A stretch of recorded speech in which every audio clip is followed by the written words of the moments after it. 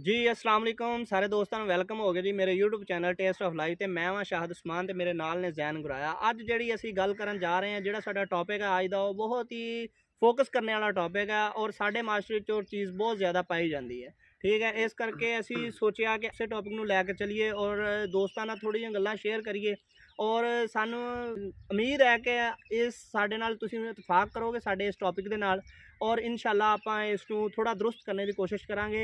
ਯਾਰ ਸਾਡਾ YouTube channel ਤੇ ਗੱਲਾਂ ਕਰਨੇ ਦਾ ਮਕਸਦ ਇਹ ਨਹੀਂ ਕਿ ਅਸੀਂ ਸਾਰੀ ਦੁਨੀਆ ਨੂੰ ਬਦਲ ਸਕਦੇ ਹਾਂ, ਅਸੀਂ ਸਾਰੀ ਦੁਨੀਆ ਨੂੰ ਤਾਂ ਨਹੀਂ ਬਦਲ ਸਕਦੇ, ਲੇਕਿਨ ਅਸੀਂ ਆਪਣਾ ਆਪ ਜਿਹੜੇ ਦੋਸਤ ਅਹਿਬਾਬ ਸਾਨੂੰ ਸੁਣ ਰਹੇ ਨੇ ਦੇਖ ਰਹੇ ਨੇ, ਕਮ ਸੇ ਕਮ ਉਹ ਅਗਰ ਸਾਡੇ ਨਾਲ ਇਤਫਾਕ ਕਰਕੇ ਇਸ ਚੀਜ਼ਾਂ ਨੂੰ ਬਦਲਣਗੇ, ਹੋ ਸਕਦਾ ਕੋਈ ਚੰਦ ਲੋਕ ਬਦਲ ਜਾਣ, ਹੋ ਸਕਦਾ ਉਹ ਚੰਦ ਦੀ ਵਜ੍ਹਾ ਤੋਂ ਫਿਰ ਅਗਲੇ ਕੋਈ ਚੰਦ ਬਦਲ ਜਾਣ ਔਰ ਆਹਿਸਤਾ ਆਹਿਸਤਾ ਕੁਛ ਨਿਜ਼ਾਮ ਠੀਕ ਹੋ ਜਾਏ। ਅੱਜ ਦਾ ਸਾਡਾ ਟੌਪਿਕ ਹੈ ਇਮਾਮ ਮਸਜਿਦ ਦਾ ਇਹਤਰਾਮ ਔਰ ਉਹਨਾਂ ਦੀ ਖਿਦਮਤ। इमाम मस्जिद की चीज़ है। इमाम मस्जिद साढ़े सिरां दे ताज ने।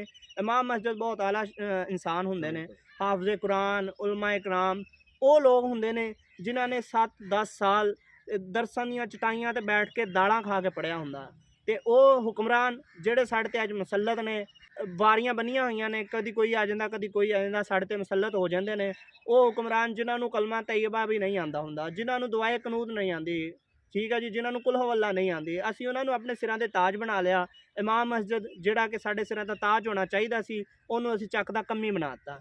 ਚੱਕ ਦੇ ਕੰਮੀ ਦੀ, ਚੱਕ ਦੇ ਨਾਈ ਦੀ ਗੱਲ ਤੇ ਅਸੀਂ ਗੁੱਸੇ ਵਾਲੀ ਬਰਦਾਸ਼ਤ ਕਰ ਲੈਂਦੇ ਹਾਂ, ਲੇਕਿਨ ਇਮਾਮ ਮਸਜਿਦ ਦੀ ਗੱਲ ਅਸੀਂ ਗੁੱਸੇ ਨਾਲ, ਉਹਦੀ ਅਗਰ ਕੋਈ ਗੱਲ ਉਹ ਵਿਚਾਰਾ ਕਹਿ ਹੀ ਦੇ ਗੁੱਸੇ ਨਾਲ, ਆਪਾਂ ਕਦੀ ਬਰਦਾਸ਼ਤ ਨਹੀਂ ਕਰਾਂਗੇ, ਸਵੇਰ ਨੂੰ ਉਹਦੀ ਛੁੱਟੀ ਕਰਾ ਦਾਂਗੇ।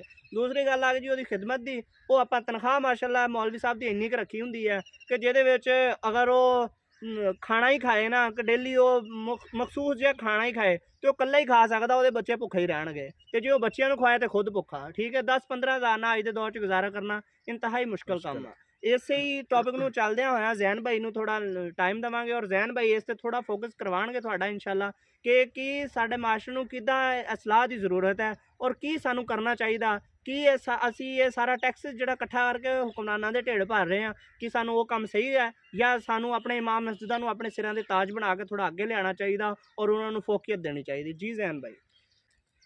जी अस्सलाम वालेकुम दोस्तों, मैं हूं आपका मेज़बान, जैसे कि उस्मान मलिक साहब ने बताया, ज़ैन गुराया। ठीक है, तो मैं थोड़ी सी रोशनी डालूंगा इस बात पर कि इमाम मस्जिद जो है वाक़अतन ही हमारे मुल्क में बादशाहत के हक़दार हैं। ना भी हम उनको ऐसा कहें हक़दार, ना भी कहें, वो बिल्कुल हक़दार हैं क्योंकि हमें वो दीन सिखाते हैं। ठीक है, लेकिन हमने उनको क्या समझ रखा है कि वो जस्ट अजान देंगे, नमाज़ करवाएंगे और हम पढ़ेंगे, बस इतना सा हमने उनको समझ रखा है। लेकिन हमें सही मायनों में हमें उनकी बात माननी चाहिए। एक तो ये है कि वो दीन को लेकर चलते हैं, ठीक है, हमारे बच्चों को पढ़ाते हैं। कितनी मुश्किल में वो लोग मसलन होते हैं, हम उनका ख्याल नहीं करते। हम बाहर जाते हैं, लोगों की इज़्ज़त करते हैं, सब कुछ करते हैं, हम इलाके के डिफरेंट लोगों से मिलते हैं, उनके साथ उनका एहसास करते हैं, लेकिन सही मायनों में हमें अपने इमाम साहब की खिदमत करनी चाहिए, इनका एहसास करना चाहिए, इनका, इनकी फ़ैमिली का। ये नहीं कि जस्ट हम ईद पे आए तो ईद, हर ईद पर उनको, यानी कि जिस तरह वो पैसे इकट्ठे करके मौलवी साहब को देते हैं, ये वो अपना गुजारा करते हैं।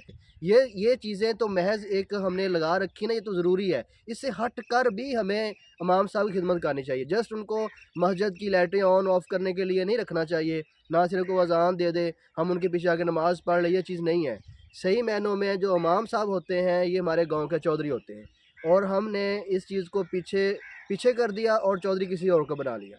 सही मायनों में जो इमाम साहब हैं वो हमें दीन सिखाते हैं। ठीक है, यहाँ तक कि जब हमारे को फौतगी होती है तो वो जनाजा पढ़ाते हैं।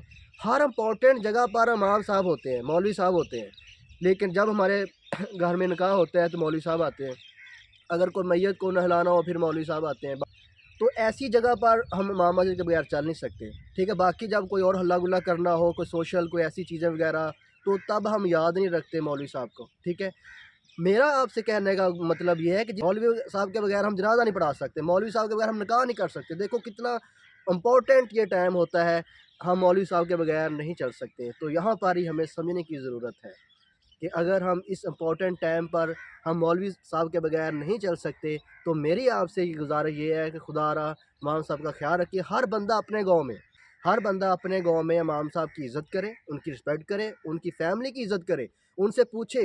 जब नमाज़ पढ़ने जाते हैं मौलवी साहब से पूछा जाए कि आपको क्या किस चीज़ की ज़रूरत है। हमें खुद भी ऑब्ज़र्वेशन करनी चाहिए, खुद भी ऑब्ज़र्व करना चाहिए कि मौलवी साहब किस चीज़ की ज़रूरत है, तो हमें उनकी हेल्प करनी चाहिए। गाहे बगाहे भी उनकी हेल्प करनी चाहिए और एज़ अ कंटिन्यू भी उनकी हेल्प रखनी चाहिए हमें, क्योंकि उनका सवाए हमारे गाँव से جو ہمارے ہم ان کو دیتے ہیں، ان کے علاوہ ان کا کوئی سہارا کوئی آسرا نہیں ہوتا۔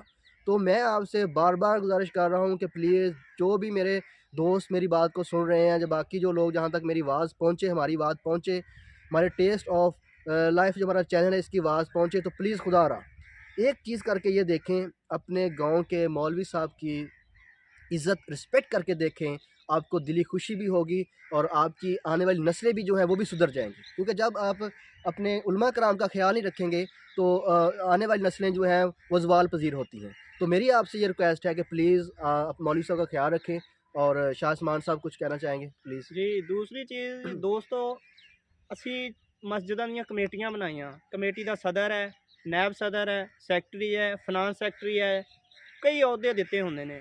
ਲੇਕਿਨ ਕੀ ਗੱਲ ਹੈ, ਸਾਨੂੰ ਇਹ ਵੀ ਪਤਾ ਕਿ ਇੰਤਜ਼ਾਮੀਆ ਦਾ ਮਤਲਬ ਕੀ ਹੈ। ਜ਼ੈਨ ਭਾਈ, ਇੰਤਜ਼ਾਮੀਆ ਦਾ ਮਤਲਬ ਹੁੰਦਾ ਇੰਤਜ਼ਾਮ ਸੰਭਾਲਣੇ ਵਾਲਾ। جی بالکل صحیح کہہ رہے ہیں۔ ਹਾਲਾਂਕਿ ਇੰਤਜ਼ਾਮ ਸੰਭਾਲਣੇ ਚਾਹੀਦੇ ਇੰਤਜ਼ਾਮੀਆ ਨੂੰ, ਸਫਾ ਵਿਛਾਣੀਆਂ ਚਾਹੀਦੀਆਂ ਇੰਤਜ਼ਾਮੀਆ ਨੂੰ, ਲਾਈਟਸ ਆਫ ਕਰਨੀਆਂ, ਵਿੰਡੋ ਬੰਦ ਕਰਨੇ, ਦਰਵਾਜ਼ੇ ਬੰਦ ਕਰਨੇ, ਇਹ ਇੰਤਜ਼ਾਮਾਤ ਨੇ, ਠੀਕ ਹੈ, ਇੰਤਜ਼ਾਮੀਆ ਨੂੰ ਕਰਨੇ ਚਾਹੀਦੇ ਨੇ।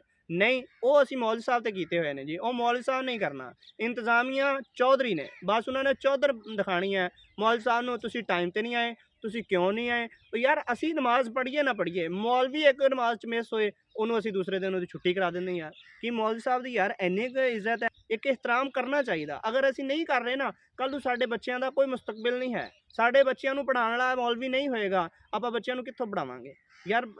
ਹਾਫਿਜ਼ ਤੋਂ ਬਗੈਰ ਸਾਡੇ ਚੱਕ ਇੱਕ ਵਿਰਾਨ ਹੈ, ਠੀਕ ਹੈ ਜੀ। ਇਸ ਕਰਕੇ ਆਪਣੇ ਇਮਾਮ ਮਸਜਿਦ ਨੂੰ ਲਾਜ਼ਮੀ ਤਵੱਜੋ ਦਿਓ, ਖਿਦਮਤ ਕਰੋ, ਹਰ ਲਿਹਾਜ਼ ਨਾਲ ਉਹਨਾਂ ਦਾ ਇਹਤਰਾਮ ਕਰੋ। ਔਰ ਇੱਕ ਛੋਟਾ ਜਿਹਾ ਵਾਕਿਆ ਤਫਸੀਲਨ ਮੈਨੂੰ ਨਹੀਂ ਯਾਦ, ਬਾਦਸ਼ਾਹ ਦੇ ਦਰਬਾਰ 'ਚ ਇੱਕ ਮੌਲਵੀ ਸਾਹਿਬ ਉਲਮਾ ਇਕਰਾਮ ਤੇ ਉਹ ਆਏ ਇੱਕ ਬਾਦਸ਼ਾਹ ਦੇ ਦਰਬਾਰ ਦੇ ਵਿੱਚ ਜਿਸ ਟਾਈਮ ਆਏ ਤੇ ਥੋੜਾ ਜ਼ਲਜ਼ਲਾ ਦੀ ਕਫੀਅਤ ਹੋਈ, ਯਾਨੀ ਕਿ ਥੋੜਾ ਹਿੱਲਾ ਜੁਲਾ ਹੋਇਆ ਤੇ ਉਹ ਮੌਲਵੀ ਸਾਹਿਬ ਥੋੜਾ ਦੌੜੇ ਬਾਹਰ ਨਿਕਲ ਲੱਗੇ ਨਾ, ਤੇ ਉਹ ਬਾਦਸ਼ਾਹ ਨੇ ਕਿਹਾ ਯਾਰ ਸਾਰੇ ਵਜ਼ੀਰ ਬੈਠੇ, ਮੈਂ ਬੈਠਾ, ਕਿ ਬਾਦਸ਼ਾਹ ਦੀ ਜਾਨ ਨਾਲੋਂ ਵੀ ਤੇਰੀ ਜਾਨ ਜ਼ਿਆਦਾ ਕੀਮਤੀ ਹੈ ਕਿ ਤੂੰ ਪਹਿਲੇ ਦੌੜ ਪਿਆ, ਨੱਸ ਗਿਆ, ਆਪਣੀ ਜਾਨ ਬਚਾ ਰਿਹਾ।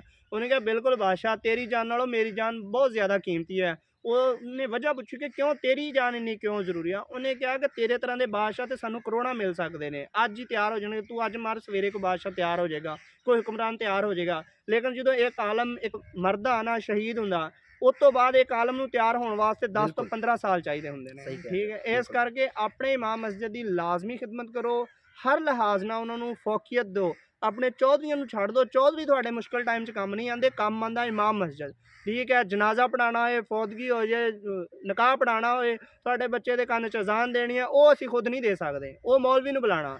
ਮੌਲਵੀ ਨੂੰ ਸਿਰਫ ਖਤਮਾਂ ਤੱਕ ਮਹਦੂਦ ਨਾ ਰੱਖੋ, ਸਿਰਫ ਨਮਾਜ਼ਾਂ ਤੱਕ ਮਹਦੂਦ ਨਾ ਰੱਖੋ, ਮੌਲਵੀ ਨੂੰ ਆਪਣੇ ਚੱਕ ਦਾ ਸਰਬਰਾਹ ਹੁਕਮਰਾਨ ਬਣਾਓ, ਠੀਕ ਹੈ। ਆਹਿਸਤਾ ਆਹਿਸਤਾ ਆਪਾਂ ਇਨਸ਼ਾਅੱਲਾ ਤਰੱਕੀ ਕਰਾਂਗੇ। ਔਰ ਇਮਾਮ ਮਸਜਿਦ ਦੀ ਖਿਦਮਤ ਨੂੰ ਬਹੁਤ ਜ਼ਿਆਦਾ ਫੋਕਸ ਦਿਓ। ਸਾਡੇ ਅਖਰਾਜਾਤ ਹੁੰਦੇ ਨੇ ਤੇ ਇਮਾਮ ਮਸਜਿਦ ਦੇ ਘਰ ਦੇ ਵੀ ਅਖਰਾਜਾਤ ਸਾਡੇ ਤਰ੍ਹਾਂ ਹੀ ਹੁੰਦੇ ਨੇ। ਕਾਈਂਡਲੀ ਆਪਣੇ ਇਮਾਮ ਮਸਜਿਦ ਦੀ ਖਿਦਮਤ ਕਰੋ ਔਰ ਖੁਦਾਰਾ ਸਾਡੇ ਇਸ ਮੈਸੇਜ ਨੂੰ ਦੂਰ ਤੱਕ ਪਹੁੰਚਾਓ। ਔਰ ਜਿਹੜਾ ਦੋਸਤ ਇਹ ਸਾਡਾ ਮੈਸੇਜ ਸੁਣੇ ਉਹ ਲਾਜ਼ਮੀ ਇਸ 'ਤੇ ਅਮਲ ਕਰੇ।